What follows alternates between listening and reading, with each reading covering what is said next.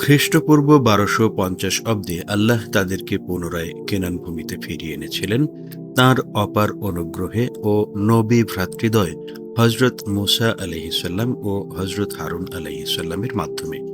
কিন্তু এবার তারা আবার প্যালেস্টাইনে ফিরে আসবে কার অনুগ্রহে ও কোন নবীর মাধ্যমে, যখন নবুয়তি খতম হয়ে গেছে? আর এই খতম হয়ে যাওয়া যদি তারা স্বীকার না করে, তাহলে তাদেরকে পুনরায় প্যালেস্টাইনে আবাসিত করতে চাওয়ার পিছনে আল্লাহর নির্দেশ কোথায় এবং সে নির্দেশ বাহক নবী কে? তাছাড়া আরও কথা আছে, আর তা এই যে আমরা তো আগেই দেখেছি যে প্যালেস্টাইনে আরব ও ইহুদিদের সত্ত্ব ও অধিকার ঠিক সমান সমান। অবশ্য যদি এটা স্বীকৃতই হয় যে বারবার দেশ ছেড়ে যাওয়ার পরও প্যালেস্টাইনে ইহুদিদের সত্ত্ব ও অধিকার বজায়ই আছে, কারণ হজরত ইব্রাহিম আলাইহিসাল্লামের ছিল 2 পুত্র সন্তান, পিতৃসম্পত্তিতে যাদের অংশ ছিল ঠিক সমান সমান, যাদেরই বংশধারা হচ্ছে আরব মুসলমান ও ইহুদিরা।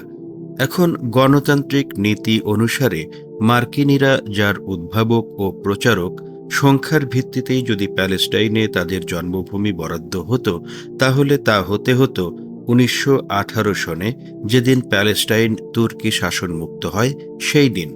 অর্থাৎ ওসি ব্যবস্থা প্রচলনের আগে প্যালেস্টাইনে তাদের যে সংখ্যা ছিল সেই সংখ্যা অনুসারে ওসির কৌশলে ১৯৪৮ সনের ১৪ই মে পর্যন্ত বহির্বিশ্ব থেকে প্যালেস্টাইনে ব্যাপকভাবে ইহুদি আমদানি করার পর ইহুদিদের যে সংখ্যা হয়েছে সে অনুসারে নয়। কারণ ১৯১৮ সনে ওসি চালু হওয়ার পর থেকে ১৯৪৮ সনের ১৪ই মেতে ওসি শেষ হওয়ার দিন পর্যন্ত সময়ের মধ্যে বহির্বিশ্ব থেকে প্যালেস্টাইনে ইহুদি আমদানি করা হয়েছে, তো আমরা পরে দেখব ২৭,২০,০০০ জন। অথচ একালে প্যালেস্টাইনে আরব মুসলমানদের সংখ্যা একজনও বাড়েনি, বরং পুরাতন ও নবাগত ইহুদিগণ কর্তৃক ব্যাপক হারে নিহত হওয়ার ও বাস্তুত্যাগী হয়ে তাঁবুর জীবনে ও পার্শ্ববর্তী রাষ্ট্রসমূহে আশ্রয় নেওয়ার কারণে তাদের সংখ্যা ব্যাপকভাবে কমেছেই। বলা হতে পারে, যেসব ইহুদি প্যালেস্টাইনে এসেছে তারা তো সব প্যালেস্টাইনেরই উদ্বাস্তু, তারা তো তাদের নিজের দেশেই ফিরে এসেছে। কি আশ্চর্য! ৭০ সনের পর থেকে ১৯১৭ বা ১৯৪৮ সন পর্যন্ত ১৮৪৭ বা ১৮৭৮ বৎসর যাবতই তারা উদ্বাস্তুই থেকেছে প্যালেস্টাইনে ফিরে আসার জন্য। তাই থাকে নাকি কেউ যে যেখানে ছিল সেখানকার স্থায়ী বাসিন্দা হয়ে যায় না? বুশ সাহেবরা তো মাত্র কয়েকশো বছর আগে ইংল্যান্ড ও ইউরোপের অন্যান্য দেশ থেকে বাস্তু ত্যাগ করে আমেরিকা গেছেন। তারা কি এখনো উদ্বাস্তু সেসব দেশে? আজ তারা ইউরোপ ইংল্যান্ডে ফিরে এলে কি তাদের সেই পূর্বপুরুষদের জায়গা জমি ফেরত পাবেন?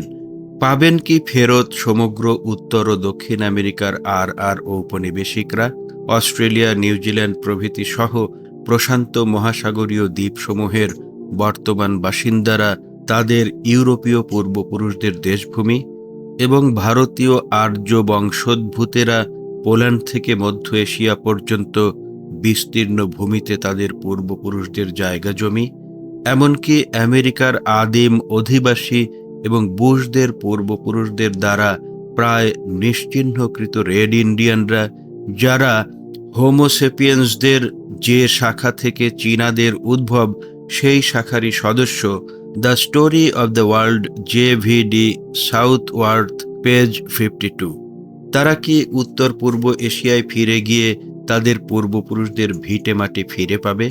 অন্যদের কথা কি বলি, এই আমি মোহাম্মদ আব্দুল ওয়াহাবি মাত্র ১৫০ বছর আগে আমার পিতামহের পিতামহ কর্তৃক আমাদের বর্তমান বাড়ি পাবনা জেলার জোরদহ গ্রাম থেকে মাত্র ৫ মাইল দূরের সিরাজগঞ্জ জেলার জগতলা গ্রামে ফেলে আসা জায়গা জমিতে কোনো স্বত্বাধিকার পাচ্ছি না, যদিও আমরা এবং আমাদের শরিকরা পরস্পরকে চিনি এবং আমাদের মধ্যে যাতায়াত আছে। তখনকার দিনে মানুষ জমিদারকে খাজনা দেওয়ার ভয়ে বাড়িঘর বিষয় সম্পত্তি ত্যাগ করে অন্য জমিদারের মাটিতে চলে যেত, যেখানে খাজনা দিতে হতো না বা খাজনার পরিমাণ নগণ্য। যা হোক, তাই যদি হয় তাহলে মক্কা মদিনা সহ সমগ্র আরব উপদ্বীপে সেই সময়ে যারা বাস করছিল, আরবি ভাষাভাষী পৌত্তলিক এবং মুসলমান, তারা সব কি ছিল? তারাও তো সবাই উদ্বাস্তুই ছিল, কারণ তারাও তো প্যালেস্টাইন থেকেই উদ্বাস্তু হয়ে বাইতুল্লাহ কেন্দ্রিক আরব উপদ্বীপে গিয়েছিল সেই হজরত ইসমাইল আলাইহিসাল্লামের, বরং হজরত ইব্রাহিম আলাইহিসাল্লামের সময়েই। তারা সব হজরত ইসমাইল আলাইহিসাল্লামেরই সন্তান সন্ততি এবং প্যালেস্টাইনই ছিল ইহুদিদের ন্যায় তাদেরও পিতৃভূমি। ওসিকালের মধ্যে আরব উপদ্বীপের আরব মুসলমানদেরকেও তাহলে অবাধে প্যালেস্টাইনে আসতে দিতে হতো বা আনতে হতো, যেভাবে আনা হয়েছিল ইহুদিদেরকে বহির্বিশ্ব থেকে কুড়িয়ে সাপটিয়ে ও ইঙ্গো মার্কিন ফরাসিদের নিজেদের খরচে। তারপর সংখ্যানুপাতে আরব ও ইহুদিদের ভূমি বন্টন করতে হতো, সেটাই হতো ন্যায় বিচার। কিন্তু বাস্তবে বৃহৎ শক্তিবর্গ সেখানে কি করেছিল তা আমরা দেখতে পাব একটু পরেই। প্রথম বিশ্বযুদ্ধে তুরস্ক জার্মানির পক্ষে যোগ দিয়েছিল।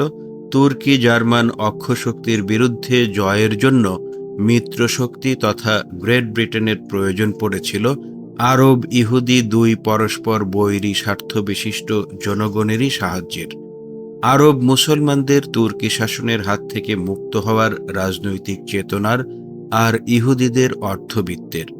ব্রিটিশরা আরবদের সাহায্যের বিনিময়ে তাদেরকে ওয়াদা দিয়েছিল যে যুদ্ধে তারা জয়ী হলে, অর্থাৎ তুর্কি খেলাফতকে ধ্বংস করতে পারলে, তারা অন্যান্য আরব রাষ্ট্রের সঙ্গে প্যালেস্টাইনি আরবদেরকেও তুর্কিদের হাত থেকে মুক্ত করে স্বাধীনতা ফিরিয়ে দিবে।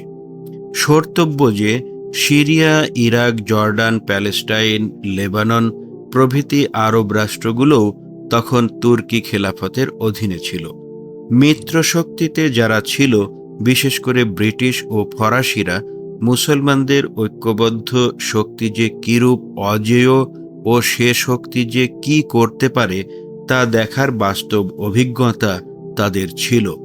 কাজেই তুর্কি খেলাফতের আকারে যে সামান্য ঐক্য মুসলমানদের মধ্যে তখনও ছিল, তাকেও তারা অত্যন্ত ভয় করত এবং তাই তারা তুর্কি খেলাফত ধ্বংসের জন্য সব সময়ই চেষ্টিত ছিল। এত উদ্দেশ্যে তারা সিরিয়া, ইরাক, জর্ডান, প্যালেস্টাইন, আরব প্রভৃতি তুর্কি শাসিত এলাকাসমূহে প্রথমে তুর্কি আরব বিভেদের বীজ বুনে দেয় তুর্কি বিরোধী প্রচারণার মাধ্যমে। এ উদ্দেশ্যে তারা কিছু লোকও নিয়োজিত করে তুরস্কের পিঠে ছুরি মেরে তার মৃত্যু তথা ধ্বংসকে ত্বরান্বিত করার জন্য।